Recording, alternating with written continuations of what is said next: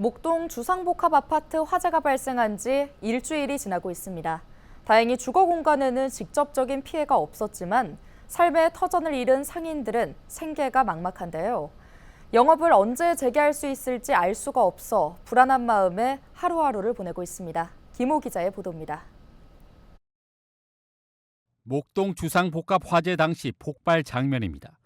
희뿌연 연기와 함께 큰 충격으로 소방대원들이 황급히 몸을 피합니다. 폭발 충격으로 상가 유리창은 산산이 부서졌고 내부는 폭격을 맞은 듯 아수라장이 됐습니다. 1층에서 발생한 폭발로 같은 층에 있던 상가들이 큰 피해를 입었습니다. 지하 2층에서 시작된 불은 지상 주거 공간으로 번지진 않았지만 상가가 있는 저층 공간에 큰 피해를 입었습니다. 이런 다 개인 매장들은 하루 매출 벌어서 하루 일하는 사람들인데 이게 지금 짧은 기간에 해결이 되지 않을 거라는 얘기를 자꾸 하니까 그 마음이 또 불안한 거고.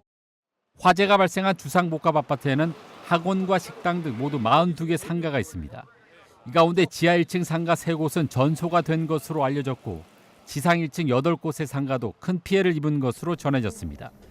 상인들은 일단 대책위원회를 구성하고 피해 대책 마련에 나섰습니다. 가 돼서 한 달이든 두 달이든 시간이 걸린다고 쳐도 저는 그냥 매장 문 닫았다고 생각하면 돼요. 앞으로도 관리를 할 수가 없어요.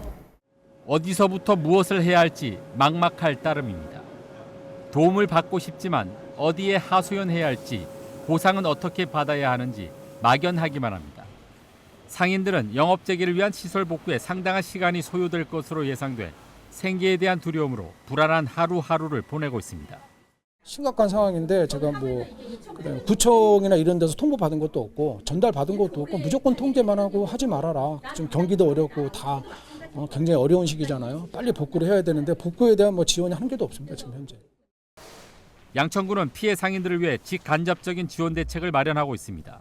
소상공인 금융 지원을 통해 0.8% 금리에 최대 8천만 원의 대출을 받을 수 있도록 지원하는 등 대책 마련에 고심하고 있습니다. 중소기업 육성 기금이라든가 그다음에 서울 신용보증재단 특별 신용 보증으로 해가지고 저리에 소상공인들이 좀 다시 좀 영업 활동을 하시는데 좀 도움이 되고자 지금 준비하고 있습니다. 양천구는 화재 건물에 대한 2차 안전 진단이 끝난 만큼 조만간 입주민들의 출입을 일부 허용할 예정입니다. 하지만 상인들의 시설 복구는 안전 진단이 완전히 끝난 뒤에나 가능할 것으로 보여 상인들의 고통은 당분간 계속될 전망입니다. 헬로티비 뉴스 김호입니다.